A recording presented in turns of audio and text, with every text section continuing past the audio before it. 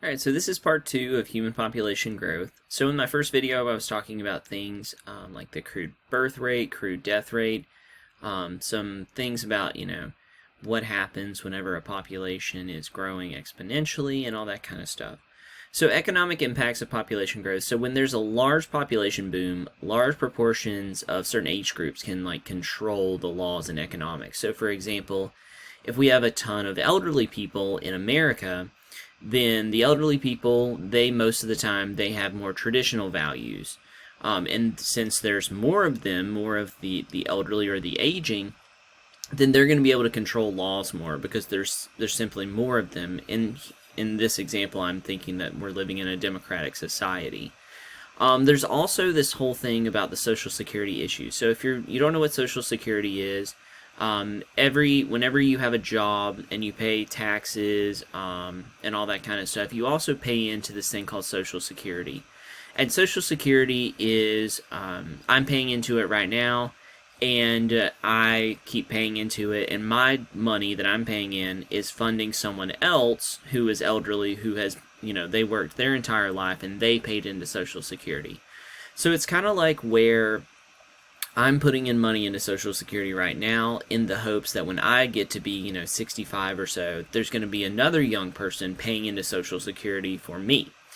So if there's a ton of elderly people, let's say, for example, there's 65 million elderly people in America, and there's only, 50 million younger people working, then there's not going to be enough money, people paying into Social Security.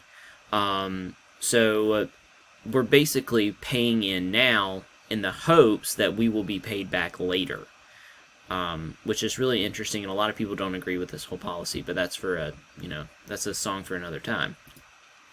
Let's talk about some effects of population declines. So although most countries are growing in population, we are having some countries who have what they call ZPG, or a declining population growth. ZPG is going to stand for zero population growth. So most of these countries are going to be in Europe. So for example, we've got Germany, Denmark, Switzerland, France, Japan, and Sweden. And these countries are really trying to get people to come to their country and have kids. A lot of these places have a lot of programs for immigrants, for refugees, people to come from other countries to try to, increase that country's population. What's happening in some places, though, is that whenever they take in a ton of immigrants or refugees, the new refugee culture kind of clashes with the classic culture of that country. So, for example, in Sweden has accepted a ton of refugees from the Middle East, from places like Syria, Turkey, and all kinds of other places like that. But the cultures are kind of clashing because people in Sweden, they all, have very similar beliefs. They all look really similar. They're all pretty much blonde. And then it's kind of like a culture clash. Japan also really does not like immigrants for some reason. They think that people come there and they're trying to take over and that kind of thing. So different opinions about immigrants can really cause some friction within a country. All right, so again, the aging populations have increased the demand for things like healthcare and Social Security. So let's talk about population declines from the increase in death rates.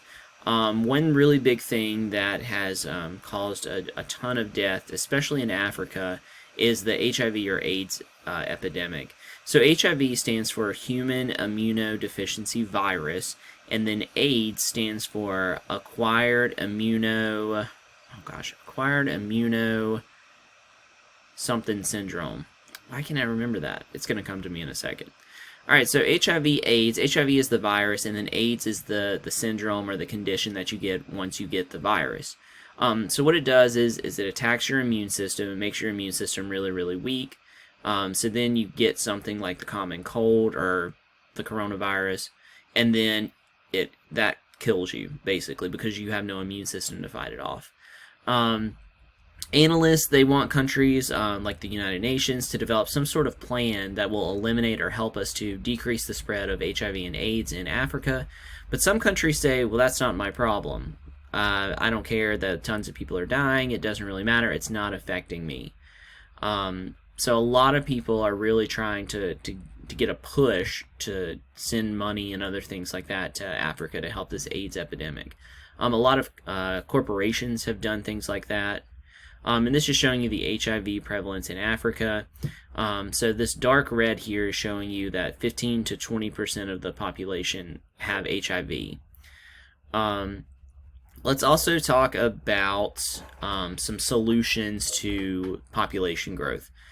So the first one is going to be influencing the population size. Influencing the carrying capacity. So we've done some things that have increased the carrying capacity of the earth. We've made GMOs. We've increased our production of fertilizers. We've come up with new ways to feed people. We've created, different areas where people can live. So we've really increased the carrying capacity of the earth. So how can we decrease the population of the earth? If we don't decrease the birth rates, are we by default accepting that we're going to increase the death rates? One day will we all live in a society where it's like the Mad Max, where we're all fighting over water and all that kind of stuff?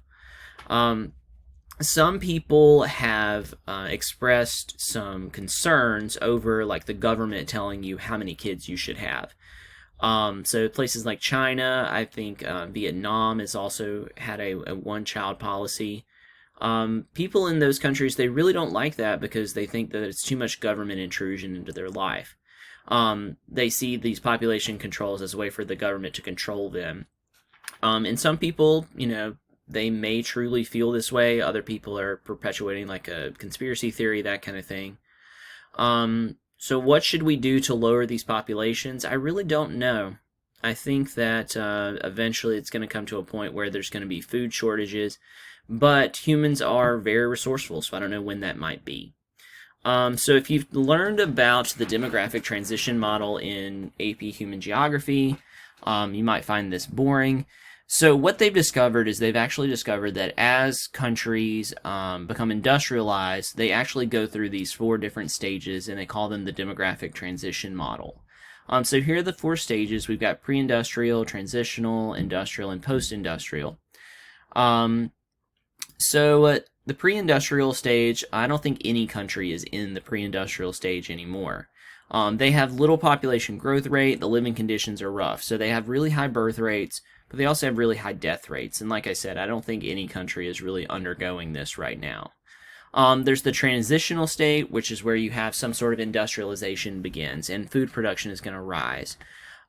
This is where the healthcare improves, people start to move to cities, the death rates drop, but the birth rates remain high. So now, when I show you this graph here in a second, we've got the birth rates up here, but then the death rates begin to kind of trail off down towards the bottom. The last 2 stages, we have the industrial stage, and then we have the post-industrial stage. So a lot of countries, or I would say most countries that are considered developing, would be in this industrial stage. So the population growth rate is going to continue, but it's like a slower fluctuating rate. And this is where people are moving to cities. They get jobs in industries or in factories and that kind of thing, and they don't have a lot of poverty, or they do have poverty, but it's like really concentrated in certain areas. Eventually the birth rate is going to drop, and then that's when you get to this post-industrial stage. So the birth rates are going to decline even further. The death rates remain constant. So this is not one of my favorite topics to discuss. I think it's really kind of boring, but they always ask a couple of questions about it on the AP exam. So we've got phase 1, phase 2, phase 3, and phase 4. So again, we've got birth rates and death rates. So this is phase 1. Then we've got phase 2, where the birth rates, they begin to decrease, but the death rates substantially drop off. And then population size is eventually going to, kind of plateau off. All right, so contraception and empowering women. So one way that people say that we should decrease population is we should provide access to contraception, aka birth control, and we should also provide more educational opportunities for women and women in less developed countries. So the goals of this family planning services, those are going to be to decrease abortions, decrease the risk of death from pregnancy. Like I said earlier in the last video, in a lot of countries, they're going to be this culture where women aren't allowed to read, they're not allowed to write, because they think that if they learn to read and write, the women will begin to think for themselves, and then they'll leave the men, and all that kind of stuff. So empowering women, you can really create some opportunities, some educational opportunities for these women, and then you can decrease the number of kids that they have. One person who was really influential in Africa is this woman named Wangari Maathai, and she's the founder of this thing called the Greenbelt Movement. So this movement is where she was born in Central Eastern Africa. She came to America to study forestry, and she went back to Africa after she got her PhD, and she empowered women by planting trees. And what she did was she would take trees to a small village, and she would say, okay, I'm going to give you these trees, and I'm going to come back every month or every 2 weeks, and if the trees are still alive, then I'm going to pay you money. So it basically caused the women in that town or in that village to start caring for the trees, and it also gave them something to do other than just raising the children.